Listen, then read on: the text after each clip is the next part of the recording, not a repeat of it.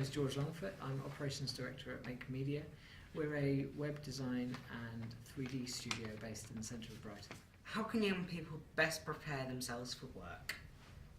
I think some of the skills that are important when a student's sort of looking to go into the market are still some of the traditional kind of things that you always hear about, which is reading up on either the company or the subject that you're looking to get into, doing your research, and then also making sure that you've got good attention to detail in your applications, that your CVs are strong, and clearly kind of articulate what you want to get involved in. What general skills do young people need when starting their first job? We definitely look at talent over experience and skills. So we're looking for people that are keen to learn, with an eagerness and an enthusiasm about work. And that can come through in some of the things that you've got involved in previously in either your personal life or in some work experience. But definitely being able to demonstrate a commitment to the business and an eagerness to work with them. What are the most important employability skills in your opinion? I think it's important, as I mentioned, to try and demonstrate some professionalism regardless of how much work experience you've had. So that can be about being smartly dressed, that can be about being articulate, that can be also just trying to apply some work skills to your previous experiences. With regards to specific skills in our sector, we'd be looking, if you were aiming to be on the more development side of the technical business, we would look for a good maths background, or some evidence of applying sort of structured thinking and logic to the role.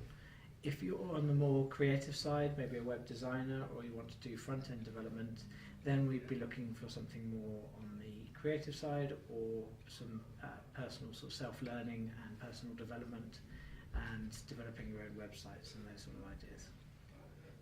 What does a typical day look like for someone in your position? In my position, it would be I would normally kind of sit with the project managers in the morning and identify any issues with resourcing, any support issues that have been raised by clients, and then I would generally do a walk around across the whole production team and just check that everyone's on track, clear with what they've got to do. I also have regular sort of senior management meetings to make sure that we are hitting our monthly objectives as a business. Why did you choose to work for this company? Originally, I think it was, I enjoyed the fast-paced growth that the company was experiencing.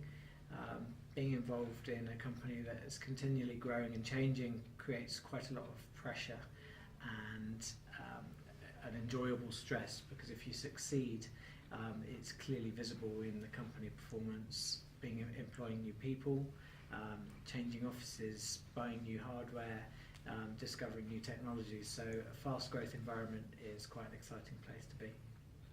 What are the routes into your career, like A-levels, college, on-the-job experience or apprenticeship, etc.? Mm-hmm. My personal experiences were all of those, I suppose. Through all of the education through university and through starting in IT sales and then moving into network administration and up through sort of business and technical management, and now to kind of operations directorship. We take on any type of candidate and are happy to explore internships, work experience, through to far more experienced people either coming straight out of university or with years of experience. The important thing for us is, as I said, to be able to identify talent and a strong work ethic.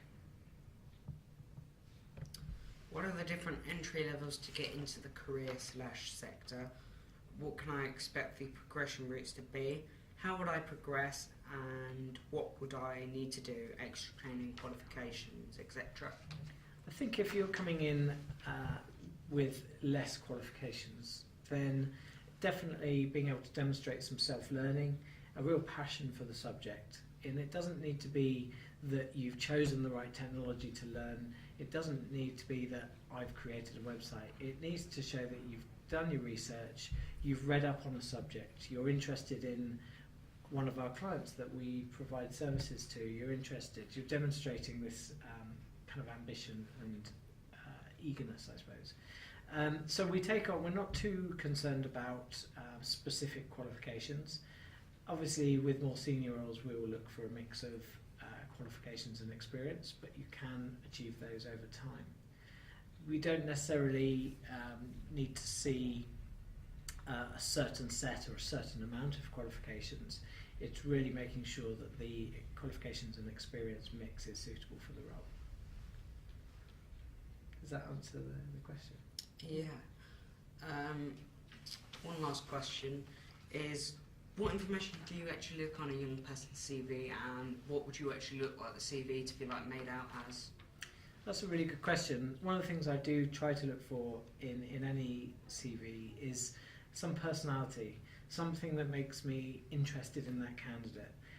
As you can appreciate, for a given role, you can get anything from sort of 5 to 50 CVs. So trawling through them, you need to engage with the employer and you need to get some spark of interest. So personality is really important. As I mentioned, showing some sort of understanding of what we as a business do and how you could relate to that. So that might be an interest in us as a business, or as I said, in one of our clients, or the sector that we're trying to service. So if you can say, oh yes, well I've read up about a given sector, what sort of challenges are they facing, then we can apply that back to our customers, and you're demonstrating a really good level of understanding of the problems that we as a business face. That is almost more important than certain qualifications on the CV. It's something really important to maintain.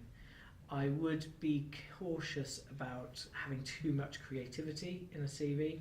It should still be a serious document. It should be easy to read, so nice and clearly laid out. Not too many sort of fancy sort of curls and colours, but enough information to engage with the potential employer and to demonstrate you as a person. Thank you for your time. No problem.